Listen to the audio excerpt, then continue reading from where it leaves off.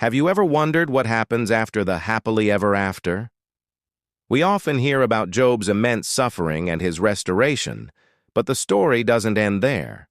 In fact, one of the most beautiful and often overlooked parts of his story comes right at the end, in chapter 42. It's a detail that reveals a profound shift in Job's heart and offers a powerful lesson for all of us.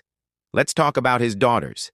After enduring unimaginable loss, Job is blessed again by God, even more so than before. The Bible says he had 7 sons and 3 daughters. Now, what's fascinating is that the sons aren't named, but the daughters are. This was highly unusual in ancient cultures where lineage was almost exclusively traced through men. The fact that the Bible specifically names them tells us they are significant. Their names are Jemima, Keziah, and Karen Happuch. Let's focus on the eldest, Jemima. Her name is believed to mean dove or daylight. Think about those images. A dove is a symbol of peace, purity, and the Holy Spirit. After a long, dark night of suffering, a dove represents the arrival of peace. Daylight signifies the end of darkness, the dawn of a new, brighter era. Job, having come through the deepest, darkest trial of his life, names his firstborn daughter a symbol of the very peace and light that has returned to him. It's not just a name, it's a declaration. It's Job saying, "The storm has passed, the morning has come, peace is here." This tells us so much about Job's transformation. He isn't just materially restored, his spirit is renewed.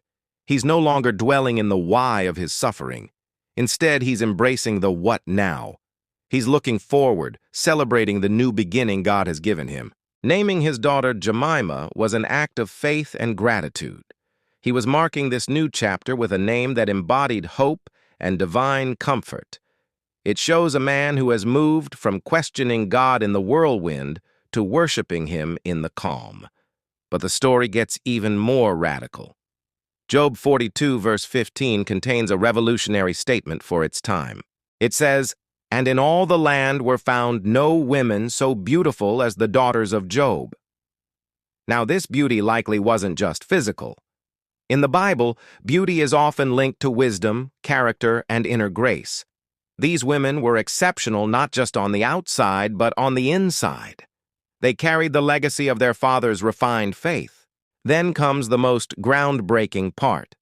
"And their father gave them inheritance among their brothers." Stop and think about that. In that society, property and inheritance almost exclusively went to the sons.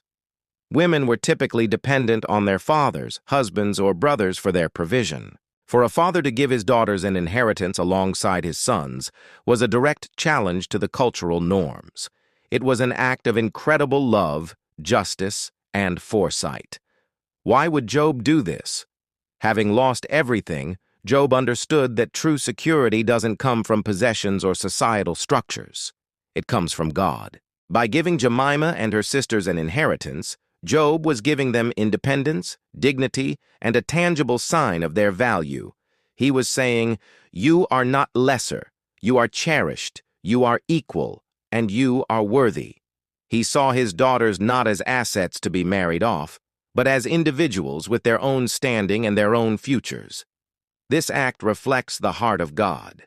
Throughout the Bible, God consistently shows special concern for the vulnerable, including widows, orphans, and, in many cultural contexts, women. Job, having been brought to the end of himself, now sees the world through a lens of compassion and equity that mirrors God's own heart.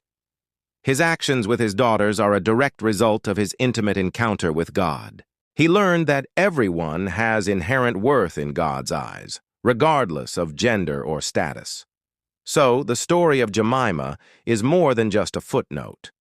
It's a powerful testament to the transformative power of walking with God through suffering. Job's experience didn't just restore his wealth, it refined his character. It expanded his heart. He became a man who not only talked about faith, but lived it out in radical, countercultural ways. He saw his daughter Jemima not just as a child, but as daylight, a living, breathing symbol of God's faithfulness and the dawn of a new, more compassionate way of living. This challenges us to think about our own afters. After a trial, after a blessing, after an encounter with God, how do we live differently? Do we revert to old ways, or do we, like Job, embrace a new perspective?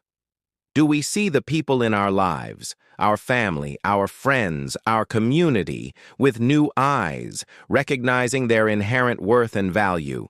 Job's legacy isn't just his patience in suffering, but also his proactive love and justice in blessing. He didn't just receive restoration, he became an agent of it. Jemima's name reminds us that no matter how dark the night, daylight will come. And Job's actions remind us that when it does, we are called to live in that light with grace, generosity, and a love that reflects the very heart of God. It's a beautiful picture of redemption, not just for one man, but for his entire family, setting a new standard for generations to come. Thank you so much for joining me to explore this hidden gem in the book of Job. If this story touched you, please give this video a thumbs up and share it with someone who might need to hear about the hope of a new day. And don't forget to subscribe and hit that notification bell so you won't miss our next video. We love digging into these powerful stories together. Until next time, stay blessed and keep looking for the light.